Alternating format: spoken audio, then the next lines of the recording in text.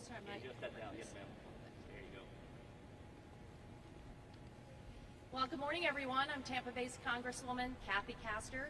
I'm joined by the commander of MacDill Air Force Base, Colonel Ben Johnson, also Colonel Matthews, Colonel Kurt Matthews, the commander of the 927th Air Refueling Wing here, the Reserve Wing here at MacDill, and also our outstanding community partners, including Kelly Flannery, the president and CEO of the South Tampa Chamber of Commerce, Donna Honeycutt with the Tampa Bay Defense Alliance, Andy Mates with the Greater Tampa Bay Chamber of Commerce, and there's someone who is not here. There are a few who are not here, including retired General Larry Martin, who texted me last night about his excitement. He's in Minnesota, but wanted to convey his excitement about our announcement today. So just to set the stage here, you all are aware that MacDill's 6th Air Refueling Wing is central to the U.S. Air Force's global vigilance, global reach, and global power mission. Air mobility is the backbone of our national security, especially with air refueling and logistics. The Tampa Bay area and MacDill have been home to Air Force missions for about 80 years. It was in World War II when they activated the base to train World War II airmen to fly and operate the B-17 Flying Fortress and the B-26 Marauder. And this proud legacy in support of America's national security has evolved over time. MacDill now is home to the air refueling mission with over 25 years of exemplary service of the 6th Air Refueling Wing and using the KC-135 tankers. You've seen these large tanker jets fly over our community, fly over Tampa Bay. And I think this community has an appreciation for the men and women who keep them in the air, who serve their country with great distinction. Well, what they may not know is these KC-135 tankers have been around since President Eisenhower was president. That's a long time. These tanker jets have been flying since the late 50s, since the 60s, and it's a real testament to the talent and expertise of the maintainers here at MacDill and across the country who have kept those KC-135s flying over time. But they've reached the end of their useful life, despite the talent of the maintainers and what they've been able to do. So over the past years, the Congress and the Air Force has had an eye to updating, modernizing the Stratotanker. And indeed, we have funded now the new KC-46 Pegasus aircraft. About 10 years ago, I brought together local leaders, including the South Tampa Chamber of Commerce, the Tampa Bay Defense Alliance, the mayor, the Greater Tampa Bay Chamber of Commerce, in an effort called MacDill Means Mobility. Remember, the base here, Air Refueling, is part of the larger Air Mobility Command that is the backbone of our national security here. So today, we are thrilled to announce that the Department of Defense has chosen MacDill Air Force Base as the 6th main operating base for the new KC-46 Pegasus tankers. We will be a main operating base for 24 of those new modern tanker aircraft. Along with that, we will be able to maintain the missions of MacDill Air Force Base for decades to come. We will continue to have amongst us the bravest and finest that serve in the United States Air Force, the folks that maintain these modern, beautiful tankers, the pilots, all of the support folks who come with it, all of the civilians who support the missions here at the base. This is a very exciting announcement. We weren't sure when it was going to come. We were in competition with Fairchild Air Force Base in the state of Washington. But I'm pleased to announce that thanks to our local partners, thanks to all of the airmen who serve here, we made the case to the Department of Defense and the Air Force now and have been selected as the preferred alternative. The Department of Defense over the next year will study, begin some infrastructure improvements here, and then confirm MacDill as the final main operating base, the sixth main operating base for 24 tankers. The KC-46 mission factors that they considered are central to what our partners do every day. They were looking at the capacity of MacDill, they were looking at environmental issues, and they were looking at support from the community. How do we support our military families? And I think our partners are going to talk a little bit about that today. There is no other community in the country that values the service, the patriotism, that is so proud. We're one together in our support for the folks who work here at MacDill. So, Colonel Johnson, I'm so proud that we could announce this here at Christmas. I think everyone wants some kind of toy airplane for Christmas, or some kind of gesture now in this uncertain world that what we're doing here at MacDill Air Force Base will now be maintained for decades to come. Thank you for your service and welcome. Well, thank you, Congresswoman Castor, and thank you for your support, your continuous support to all of our service members and our missions here at MacDill, and our families, as you mentioned, who have found MacDill Air Force Base and the surrounding Tampa Bay community such an incredible place to live and to be stationed, and really represented here by these leaders, but by the many more community partners who have supported us over the years. I just want to say thank you on behalf of the men and women of MacDill. Thank you for this incredible community support that, again, has found itself represented in this announcement.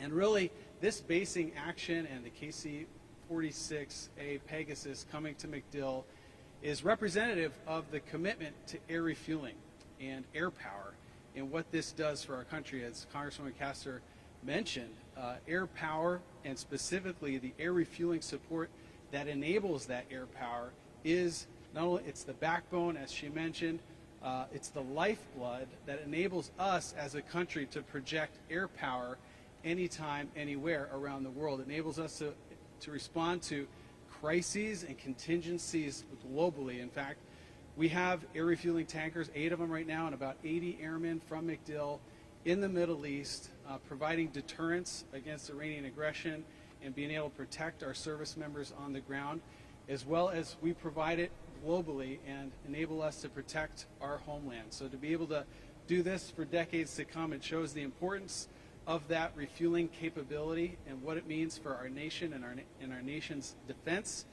And it means that it's going to be happening right here from MacDill Air Force Base by these airmen and by the airmen and service members and civilians that follow us. So thank you again, ma'am, and we are excited for this big news at MacDill.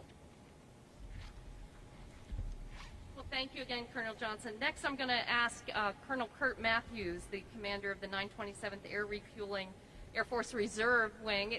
The reserve and the active duty folks here who maintain and fly these tankers are integral. So Colonel Matthews, welcome. Good morning.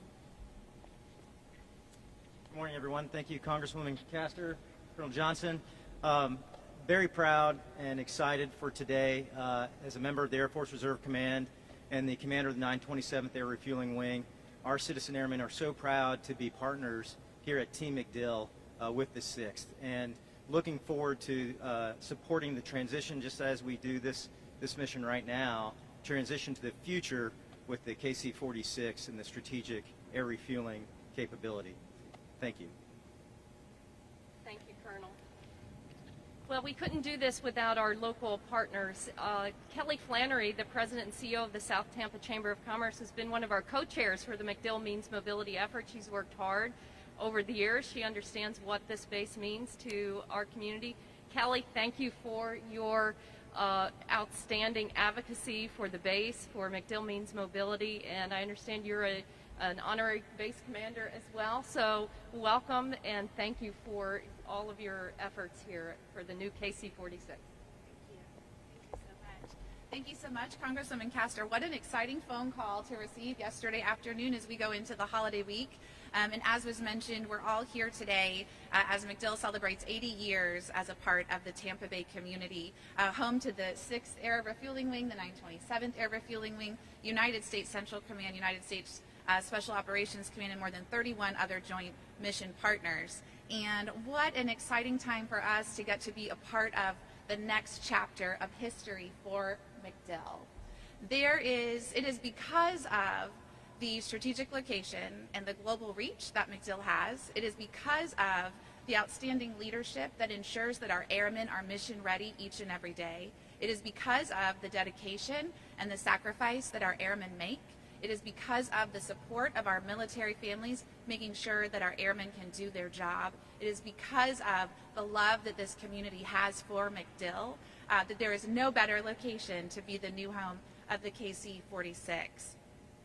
On behalf of the Tampa Bay community, we are so excited to be here. Congresswoman Castor, thank you for your advocacy, not only for this initiative, but for all that you do to support our service members and their families.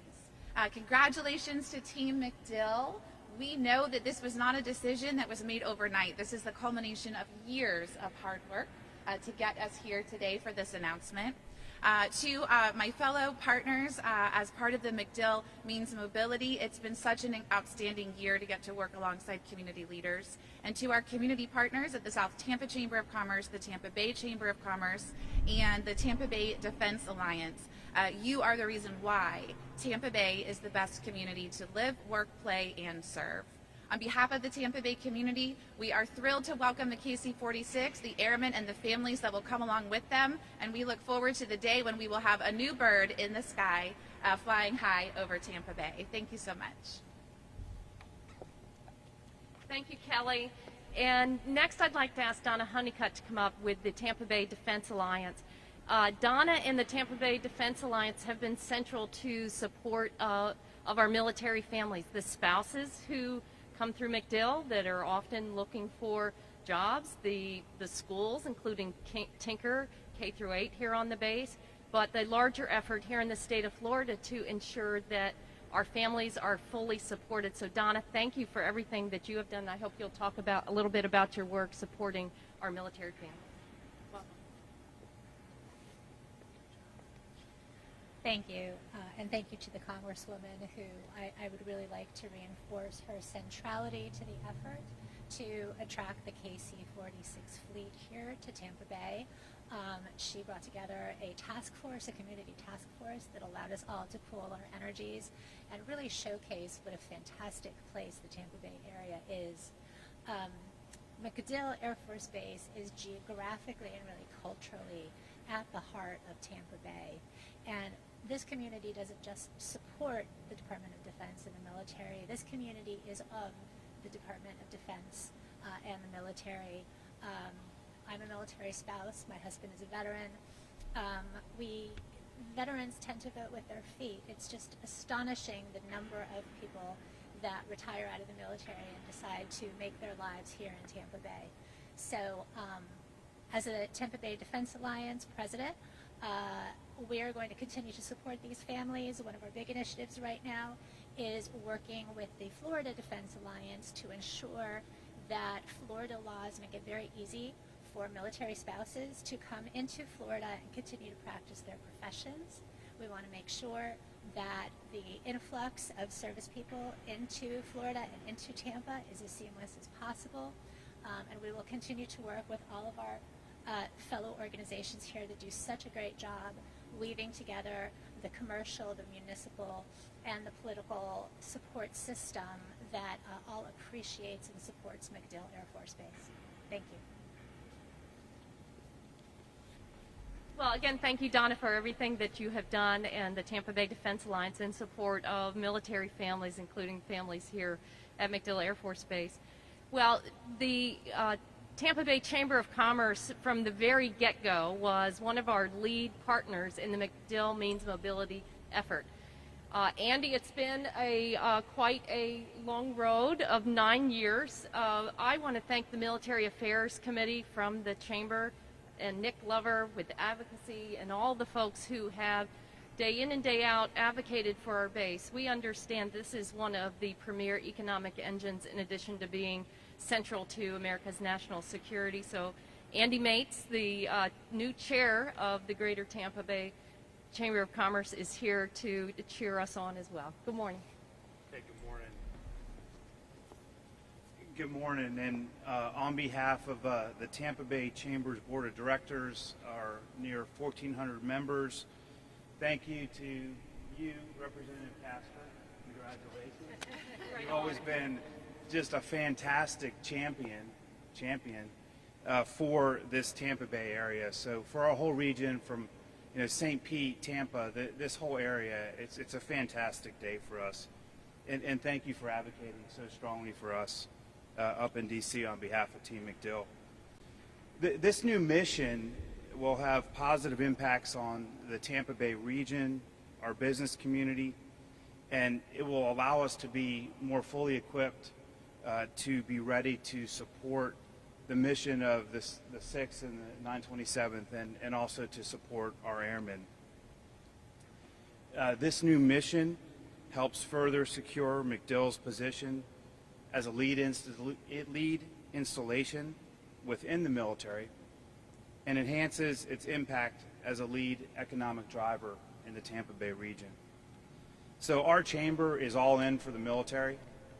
We're here to partner with our airmen and the leadership on every step of the way as we implement this exciting new opportunity. So congratulations to everyone, and I know so many people have worked so hard. I just came into this role and I get to be up here and be at the mic today, but it's really all the people that work so hard to make this happen. So, hey, give them the guns. Great, thanks, Andy. I think we'd be remiss if we didn't also thank the Department of Defense Secretary Lloyd Austin, who knows MacDill very well as a former commander of U.S. Central Command. Also, thanks to the Air Force Secretary Frank Kendall, the Deputy Gina Ortiz-Jones, the Air Mobility Commander General Minahan, and President Biden and the administration for their faith in MacDill Air Force Base in the Tampa Bay area. We're happy to answer any questions about the future main operating base for the KC-46 Pegasus.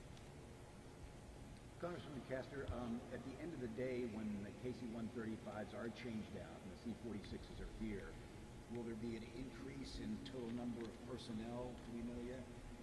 I'm Colonel Johnson. Let's ask the Colonel to weigh in on this.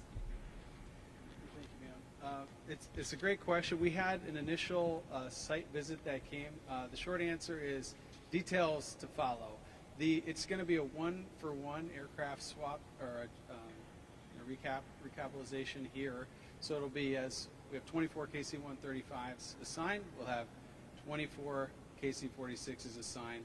It's approximately the same number of people, but there may be some changes and more to follow in the months to come. We have actually just almost immediately following this announcement, we'll have a site activation task force that's coming here just within the next few weeks, and they'll be doing in-depth study on all of the things they initially looked at here for military construction and specific requirements to bring in those aircraft.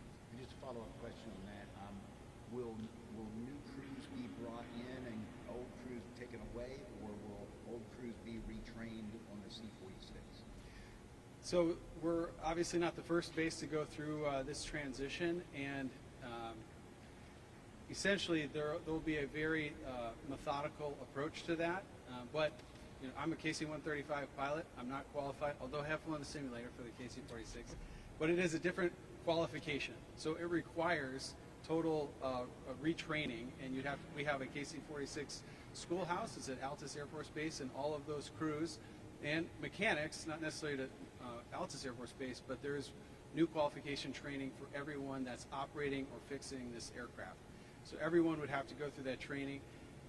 It will probably be a little bit of both. We'll have some people that'll go through it before they ever get here. We'll have some people that get to go through it and come back. So all of that will kind of be programmed into the transition. How long do you think all that will take? You know? At this time, it's unclear the exact timing, but again, as the site activation team comes and as our headquarters programs all this out, we'll have more details in the months to follow. Thank you. Can you describe some of the structural changes that will need to be made to accommodate these aircraft, and also maybe what the environmental impact study So just on the structure, so the KC-46 is a larger aircraft than the KC-135. It's about 25 feet wider and longer, and so that obviously has just some very practical implications for places like we're standing right now. So again, as the site activation task force comes, they'll look at all of the structural changes, to include parking spots and how the configuration will be across the base, maintenance facilities, all these things will be a part of that. So just the fact that it is a larger aircraft and it has different capabilities, so all those things will be needed to be supported. And so again, those teams will examine that and build that all into the planning effort. so much like the new hangar to replace these forward here? Not necessarily. Not necessarily. Yep. And what about the environmental impact as far as these aircraft will be louder, correct, than the KC-46? I actually won't. I don't think I can comment exactly on that specific question, but obviously the environmental study piece of this is going to look at all the ways in which the aircraft has impacts to the local environment and make sure that those are accounted for appropriately. Is there anything you want to mention on that? Well, this was, all of those factors were analyzed comparing us to Fairchild Air Force Base in Washington State. So the Air Force has already done that preliminary analysis, and we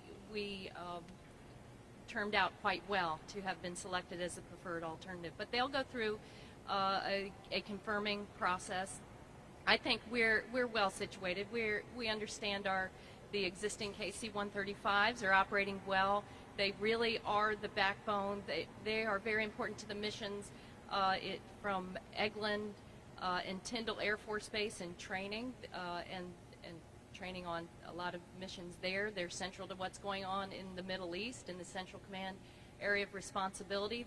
That part of the world is not calming down, but remember the other criterias are support for military families. That's kind of a new criteria that the Air Force had added. So obviously we turned out quite well. We ranked quite well. So I want to thank everyone across this state, everyone across this community who supports our veterans and military families, including the advocates here today. I think that truly helped us win this preferred alternative announcement. And the current 24 aircraft will be redeployed to other bases, is that correct? They'll be, remember, they're Eisenhower era aircraft, so they'll be retired. So I don't think the specific disposition of all of these is known at this point, but as Congresswoman Castor said, these KC-46s are a replacement for the KC-135. However, we have about 400 KC-135s in our fleet, and so there's still going to be KC-135s operating until all of them are recapitalized eventually.